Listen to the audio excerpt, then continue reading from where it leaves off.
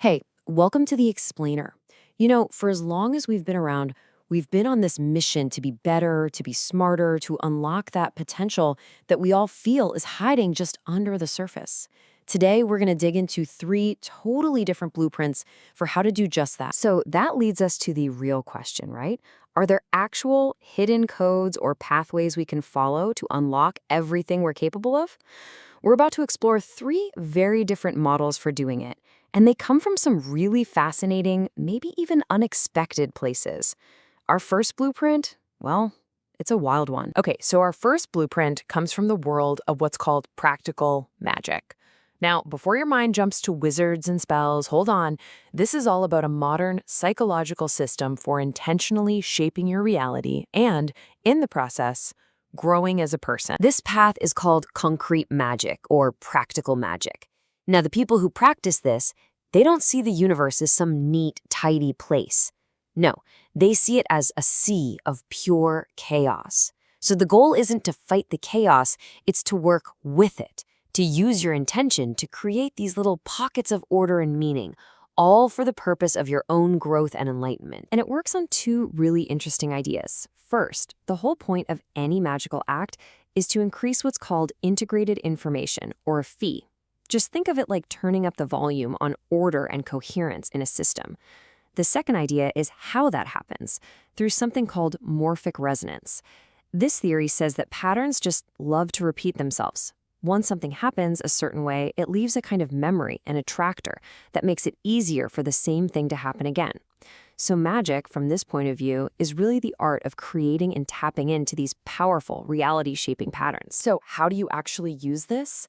Well, the framework breaks it all down into 8 colors of magic, and each one is tied to a basic human drive. You've got red for aggression, green for your social connections, blue for knowledge. You get the idea. Even things like deception and sexuality are seen as their own channels of magical energy. The whole point is that any core human instinct can become a focus point for your intention. And right at the top, you've got octarine, the magic of magic itself, the drive to tap into that magician inside you. And here's where it gets really practical. This isn't about wands and cauldrons. It's a deep dive into your own psychology. Step 1 is gnosis. You enter an altered state, kind of like deep meditation, to get past your noisy conscious mind and talk directly to your subconscious. Then, you create a powerful link to whatever your goal is. Step 3 is sublimalization. You turn that goal into a symbol, like a sigil, so you can sneak it past your own inner critic. And the final crucial step? Belief. Absolute, rock-solid conviction. Really, it's a kind of technology for programming your own mind to nudge the probabilities of the world around you. All right, so we've looked at shaping the world around you. Now let's flip the script. Our second blueprint is all about turning inward. It's not about influencing reality, but about forging the tool you use to perceive it, the mind of a strategist, a framework for a truly disciplined and effective intellect. We often think of smart as just one thing, usually being good at tests. But a modern psychologist, Robert Sternberg, says, hold on, there's way more to it. He argues that to be truly successful, you need 3 kinds of intelligence working together. Analytical intelligence, which is your classic book smarts, creative intelligence, for dreaming up new ideas, and practical intelligence, basically street smarts, for making things happen in the real world. True mastery is being able to use all 3. But building a strategic mind isn't just about cognitive tricks. It's also about your core philosophy. For a totally different viewpoint, we're going to step back in time. This quote is from the historian Oswald Spengler, and it introduces a model built not on psychology, but on a sense of duty, the old Prussian ethos.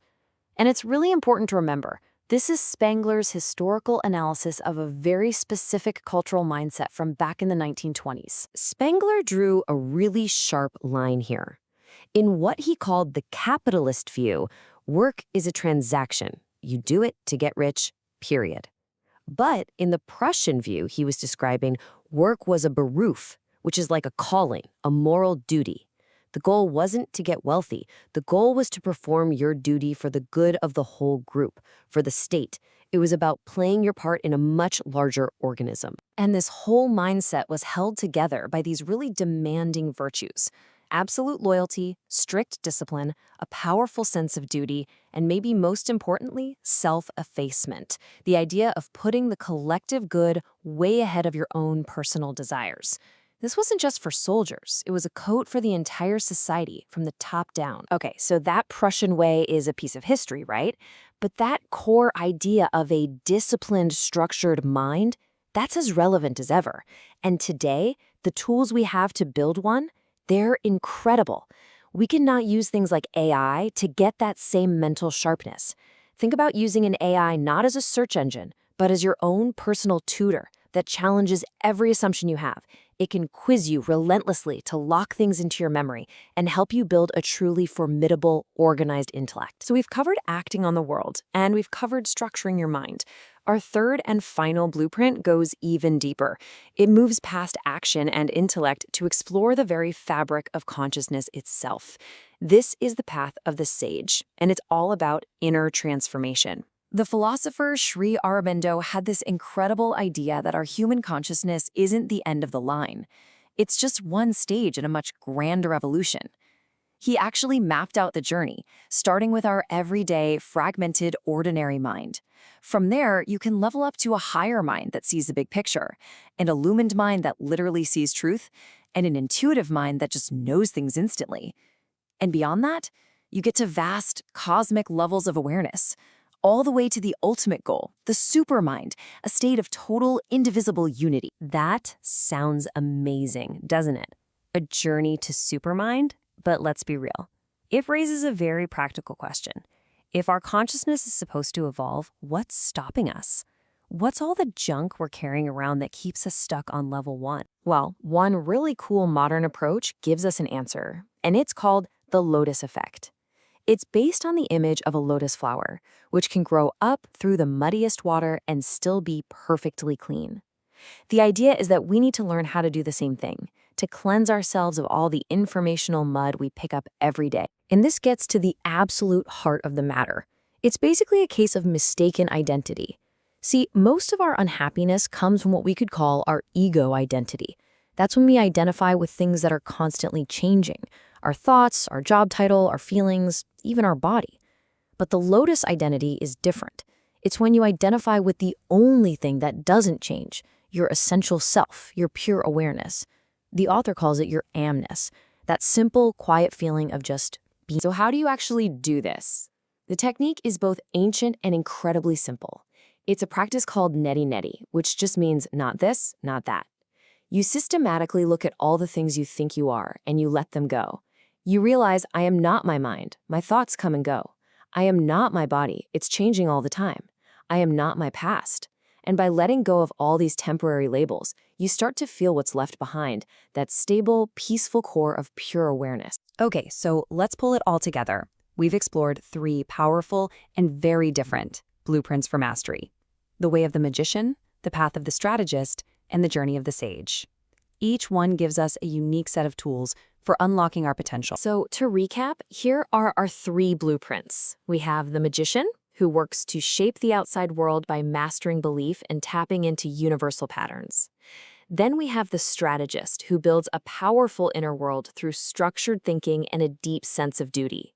And finally, we have the sage, who takes on the ultimate journey, evolving consciousness itself by letting go of the ego to connect with that essential, permanent self. And that really leaves the ball in your court.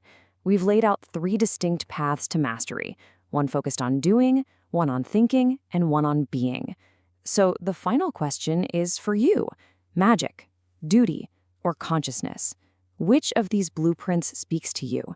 Which tools will you pick up to start building your own reality? Thanks for joining us on The Explainer.